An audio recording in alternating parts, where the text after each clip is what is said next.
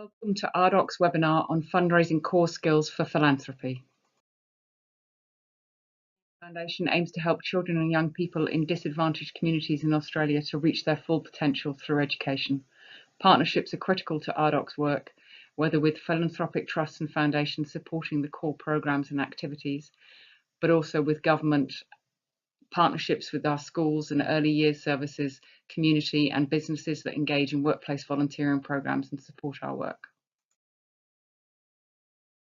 The question of why schools should fundraise was clearly highlighted in the Gonski Review, which identified the need for businesses and philanthropy to play a greater role in assisting schools to increase the opportunity, support and services available to all children and young people.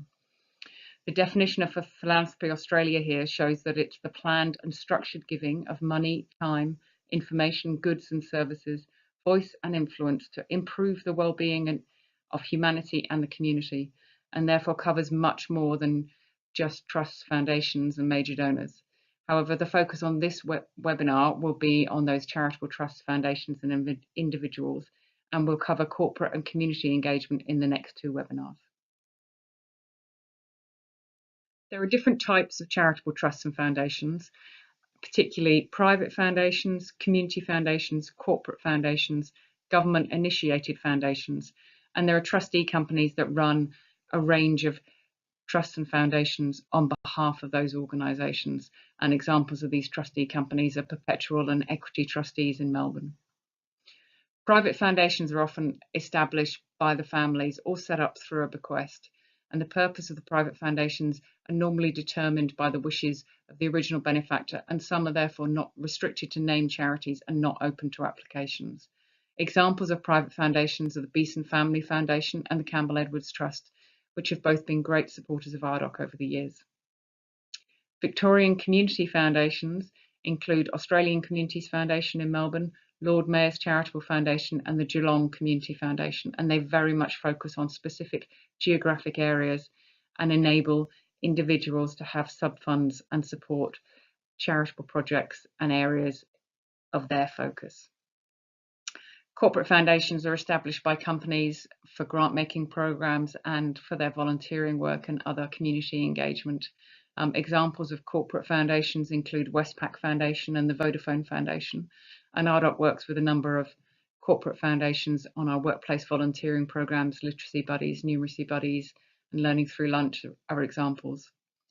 Examples of government-initiated foundations include the Foundation for Young Australians and the Victorian Women's Trust, that were originally set up with government seed funding and are now independent and sustainable and grant makers in their own right. Individual philanthropists mainly focus on the high net worth individuals that you hear about who make extraordinary gifts to large organisations. But individual philanthropists support organisations big and small, and that includes schools that they may have personal connections to, or schools where they know that their gift will make the biggest difference. You can see here the research from Giving Australia in 2016 that the belief that their gift will make a difference is still the major motivating factor for individual philanthropists.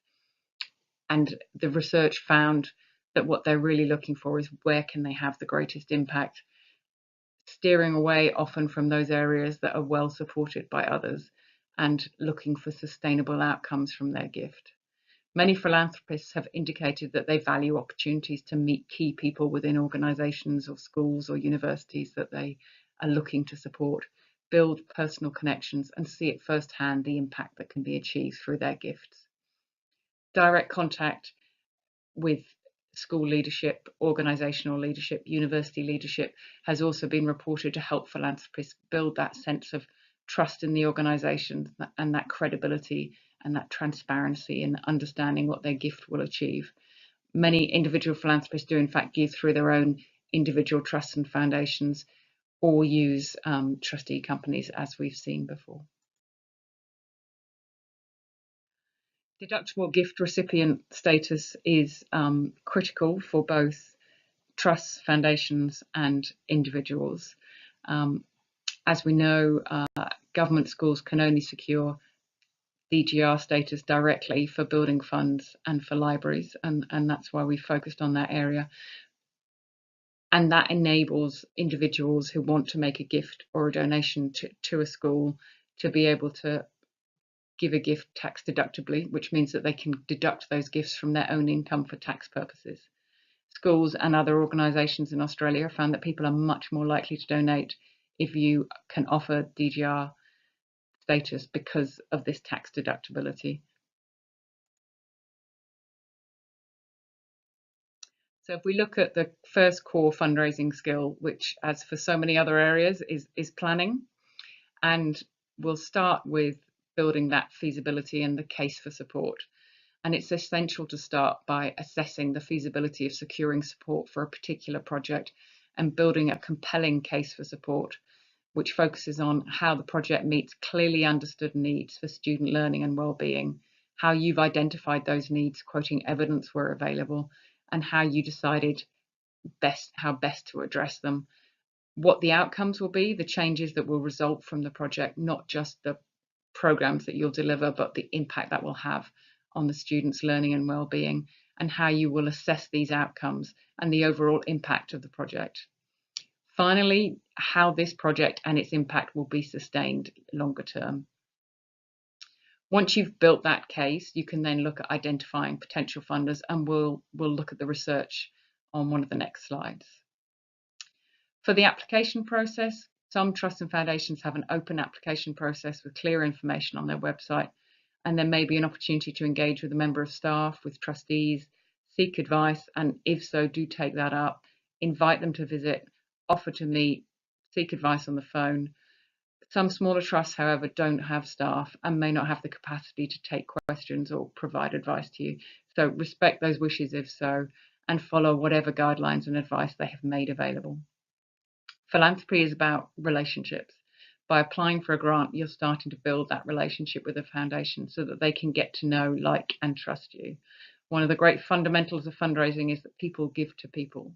It's never just a charitable foundation giving a grant to a school. So every stage of the process, you're starting to build that trust, from first ringing to ask a question and seek advice to, hopefully meeting when they want to do a check presentation. So once you have applied and engaged with them, and hopefully it's led to a successful grant, the important thing is then thank, evaluate, and report. And on the question of thanking, you can never thank enough.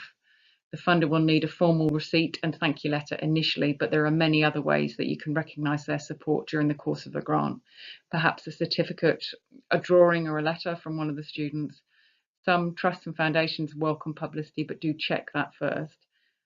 It might be that they would welcome you putting some news on your website, in the newsletter, social media, perhaps even some press coverage, but that does depend on the trust and foundation because some like to keep their giving quite private. Evaluation is absolutely critical so that you can assess the impact of the project on student learning and well-being.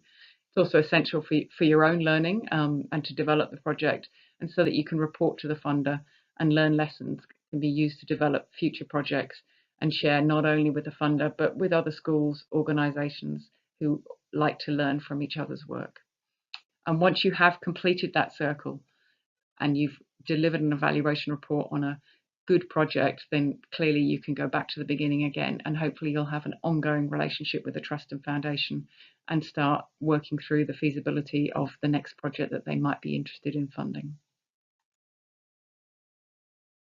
So when you look at planning and timing, it's absolutely critical to incorporate this as part of your original work because you need the time to develop the case for support and research those potential funders.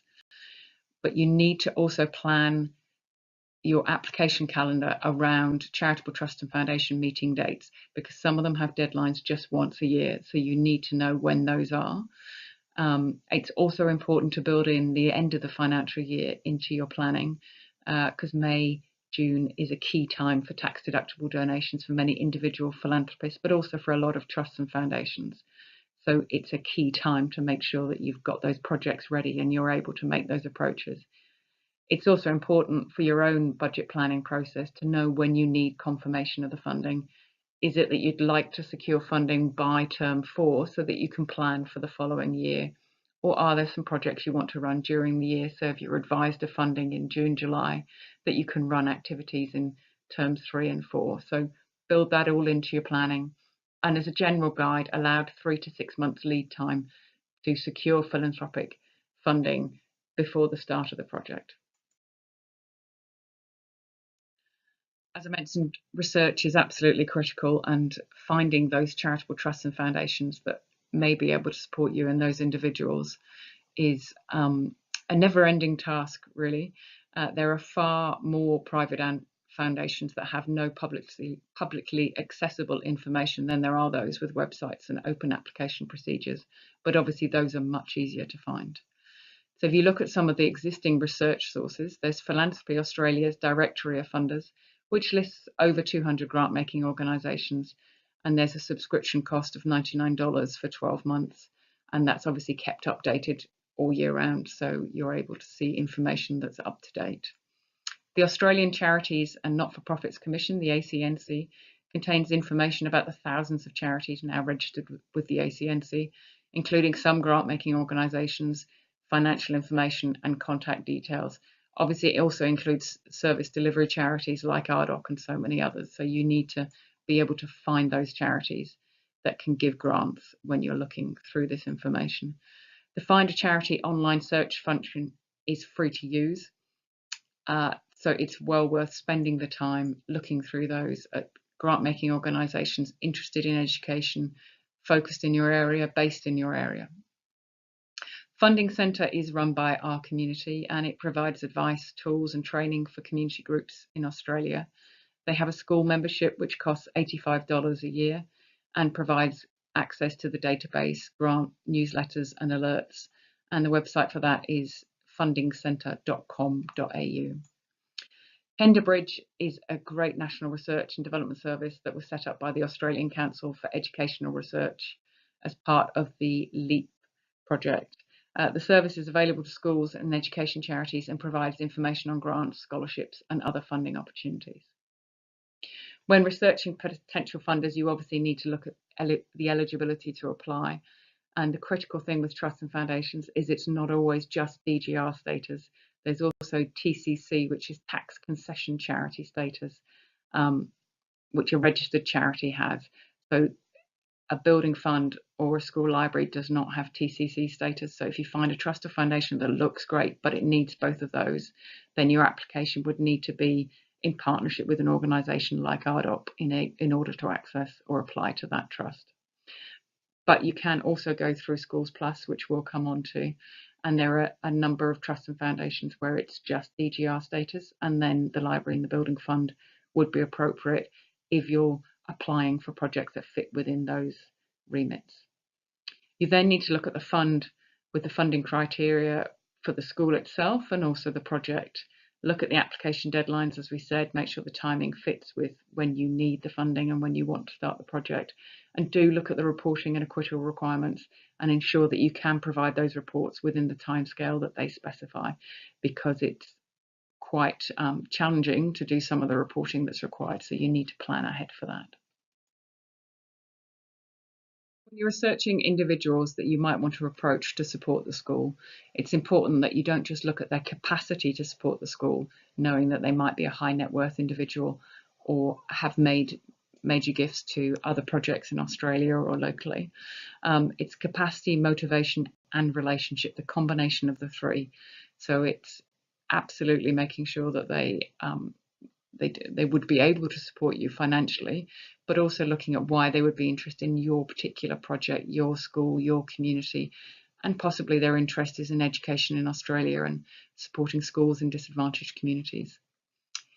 Where are those relationships? Do you have any connection? Perhaps they attended the school, or they grew up in this area, or they know people who are already connected to the school. Try and maximize any relationships you have to make that original engagement.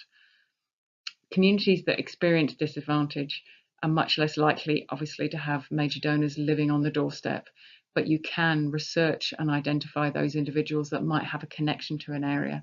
So, for example, the Beeson family generously support work in the west of Melbourne because of the great connection they have with that area.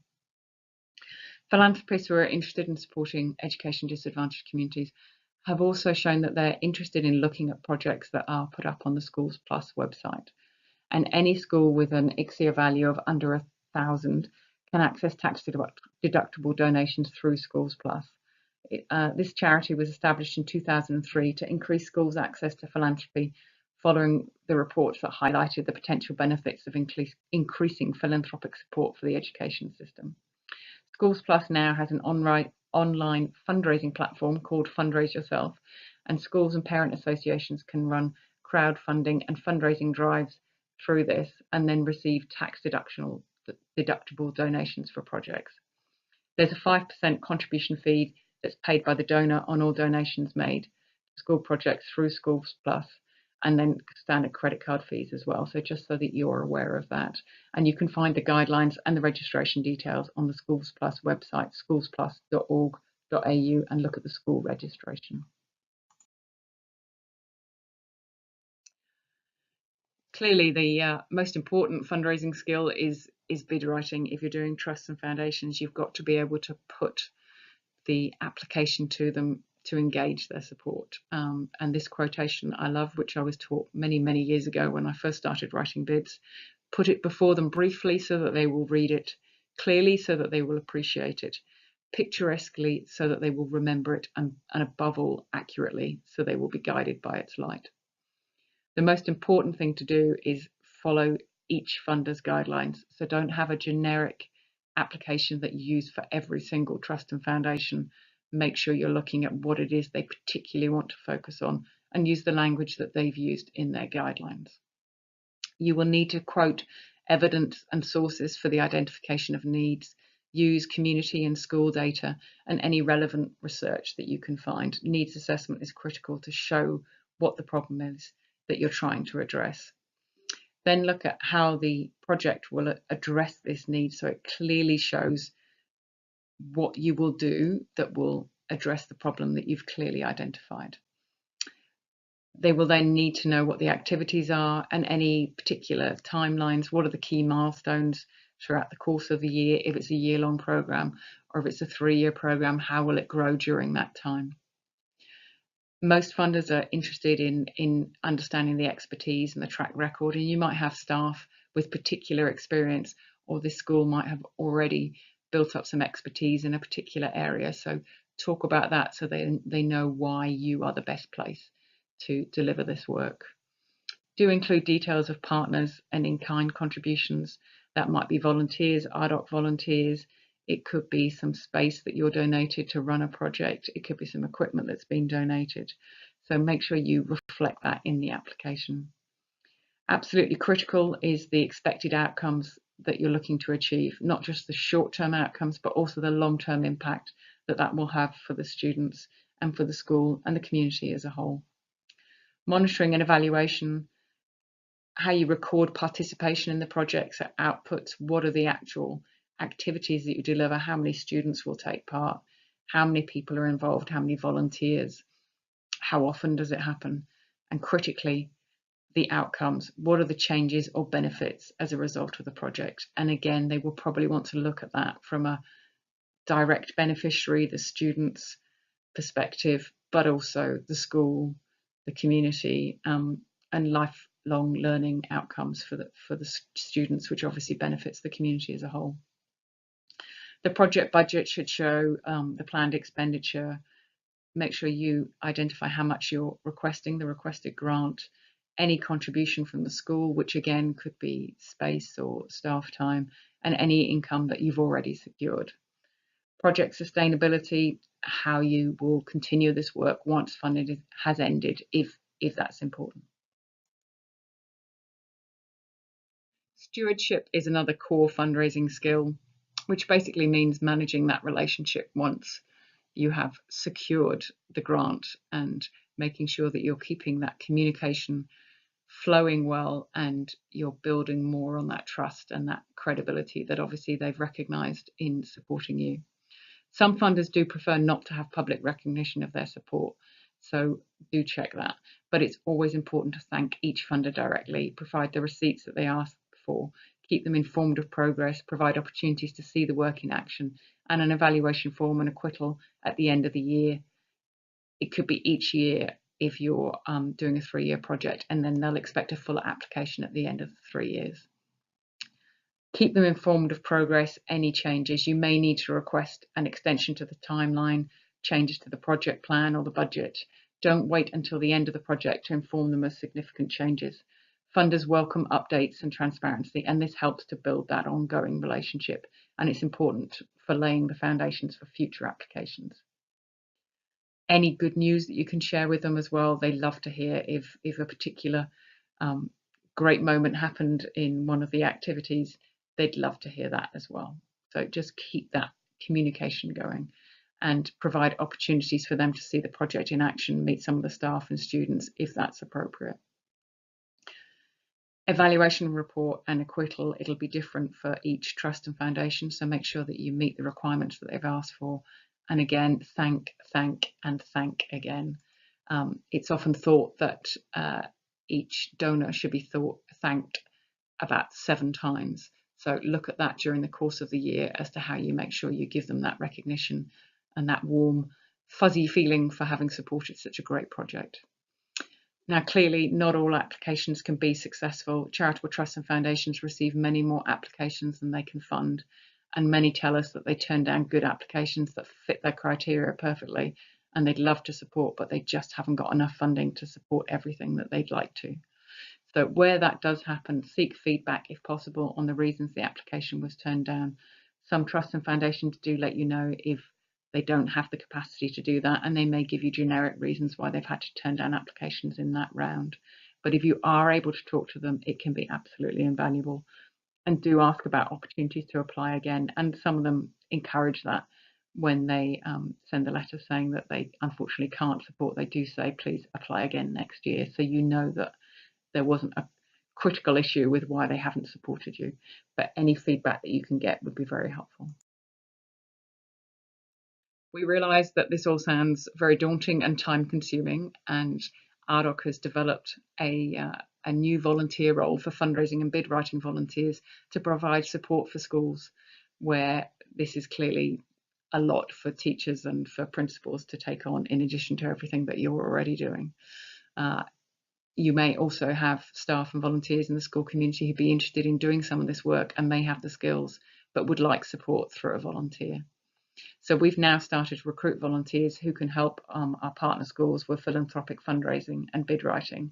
We're looking for people who've got great attention to detail, good proofreading skills, IT literacy, experience in writing funding applications, excellent written communication skills, organisational and time management skills, initiative, ability to work to deadlines and to work sensitively, and a commitment to equal opportunities and confidentiality. So please do let us know if you'd be interested in having a fundraising and bid writing volunteer for your school. And there may be someone in your school community who would like to be trained for this role through RDoC. And we hope that this will help to build schools' capacity to seek philanthropic funding. Final thought from Kay Sprinkle Grace, who's a leader in the voluntary sector. Donors do not give to organisations because organisations have needs. They give because organisations meet needs. It's not enough just to explain the need. We have to show how it will meet that need and demonstrate the impact that each donor's support can have. That's what will make them give. Questions, please do contact RDoC, and we look forward to hearing from you.